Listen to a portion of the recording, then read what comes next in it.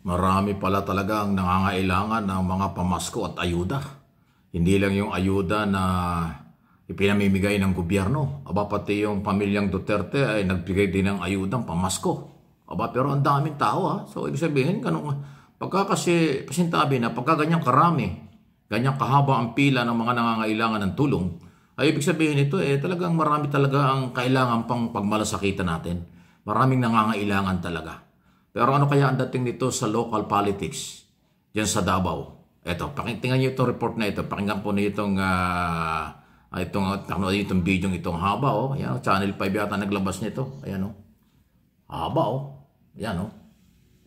Yan ang haba ng pila na tatanggap ng ayuda galing sa mga Duterte.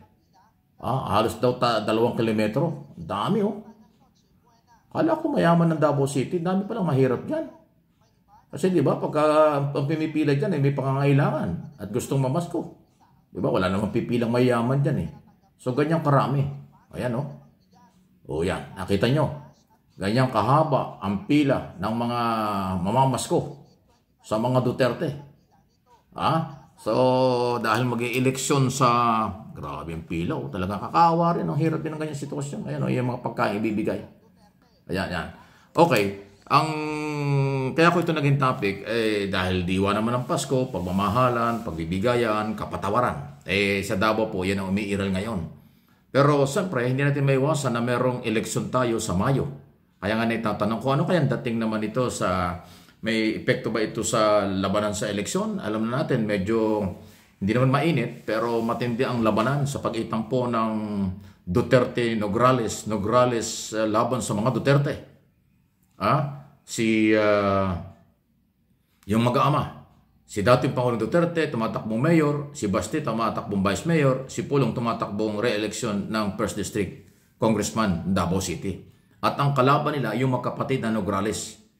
Carlo Nograles for mayor, dating chairman ng Civil Service Commission, dating cabinet secretary, at si Attorney Mix Nograles, dating party list, ngayon tumatakbong congressman ng 1st District kalaban si Pulong. So Nograles, Duterte. Pero dahil nga ho dyan may ganyang pamaskong handog ay pinilahan ng mga residente ng mga taga Davao. Ilang dekada na pong mayor ang mga Duterte sa Davao pero talagang dumadami ang tao, may mga nangangailangan pa rin. Although hindi lang sa Davao, kahit siyang lugar may mga mahihirap, kahit siyang sektor may nangangailangan. Pero sana walang epekto ito, walang politika ito. Sana hindi maka-epekto ito sa local politics din sa Davao. Kasi kung ang mga Duterte nakapagbigay ng ayuda, hindi ko alam kung kayang gawin din o nagagawa ng mga Nograles ang ganyang klase. Wala tayong nabalita. Maaaring meron din pero hindi ganun karami o hindi ganun kalaki siguro kung ano na ibibigay. Siyempre, mga Duterte, dating presidente, nandun pa si Vice President. So, former President, Vice President, Congressman, at saka Mayor. Yung mga Duterte yun So kaya marami silang pang-ayuda. Yung kalaban nila, dating chairman ng Civil Service Commission at dating congressman. Yung magkapatid na Carlo at saka Mix Nograles. So, tingnan natin. Sana hanggang Paskuhan lang yan. Kasi pagka yan sa aktual na eleksyon, halimbawa ay campaign, 45 days before ang kampanya ng local, at may ganyan, baka mapagdudahan na vote buying. Pero sa ngayon, dahil Christmas, ayan pure Paskuhan lang. Wala pang vote buying dyan. Ang vote buying, pag ginawa ito, kapag kampanya na. Sa mga national candidate, February ang umpisa ng kampanya, pag mayroong ganyang mga bigayan, baka mapagkamalan at pagdudahang vote buying. Sa local naman, sa March pa ang umpisa, 45 days before ang election, pagka ganyan ang bigayan, baka vote buying din ang dating. Pero ngayon, Christmas season, diwa ng Pasko, bigayan, pagmamahalan, kapatawaran siguro, normal lang yan. Pero nagulat lang tayo, ganyan palang karami ang mahihirap doon, ang nangangailangan. Abay kung 2 kilometro ang haba, abay 1,000 tao yan. Kala ko'y mayaman na ang Davao. Kasi nung araw na ako'y madalas napupunta dyan, marami tayong nakitang, siguro sa city lang talaga, sa mga laylayan, mga liblib na barangay, kasi napakalaki ng Davao City. Hanggang bundok yan, Davao City pa rin. Nalawak po ng Davao City. Pag sinabing Davao City, doon lang, hindi yung Davao Region. Kasi pag sinabing Davao Region, abay napakalaki yan. Parang isang bansa na yung Davao Region, pinakamalaking lugar ang Davao Region.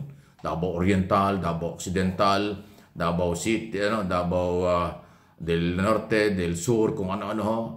Napakalaki po ng Davao Region. Pero itong pinag-usapan, Davao City.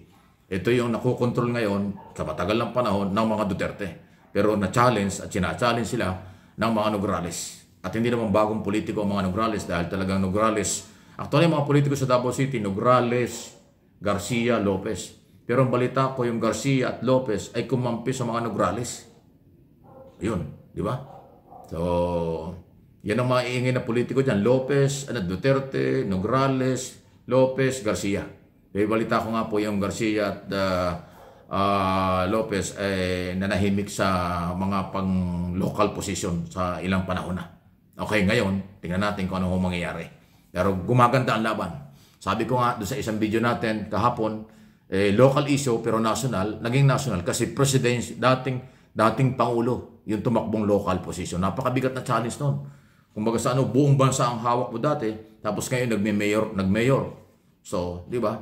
Kaya ang challenge lagi niya na kay Duterte.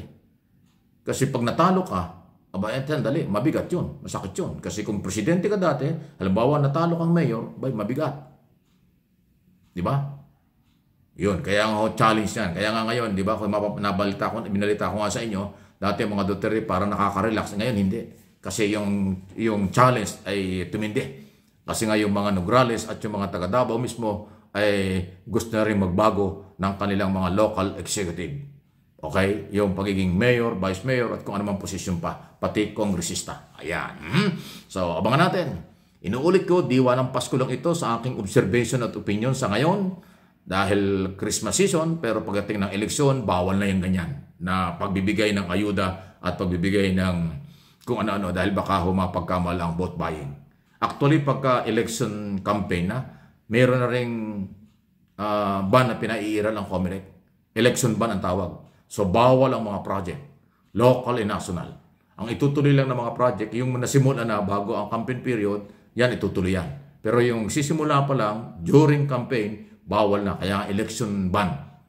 Bawal ang promotion, reshuffle, maliban sa police militar. Basta yung mga promotion sa mga posisyon, paggastos ng pera sa mga project at kung ano pa, ayan sakop na ng election ban pagdating ng February. Pero ngayon, wala pa namang ganon. So malaya pa. Yung may sariling pera, may mga project, ongoing yan. Kaya nga yung budget for 2025 ay controversial eh. Hindi mapirmahan kagad ng Pangulong ganon-ganon. May bibito pa. Kasi nga nakita niya maraming pasingit, insertion na posibleng interest ng mga politiko sa kanilang mga distrito at sa mga probinsya ng mga senador. Dahil hindi kasali yung mga ganon sa original budget. Kaya inaaral na mabuti ng Malacanang. Hopefully mapipirmahan din yung budget before New Year. Yun ang sabi nila. Abangan natin. So mga taga Davao, Merry Christmas po sa inyo. Merry Christmas din sa mga Duterte family at Nograles family na silang magkakatunggali sa local position. Mayor at kongresista ng 1st District ng Davao. Good luck! Bahala na mga taga Davao dyan. Good morning, Merry Christmas, Advance Happy New Year sa mga taga Davao Region at Davao City at sa buong mundo, sa buong bansa.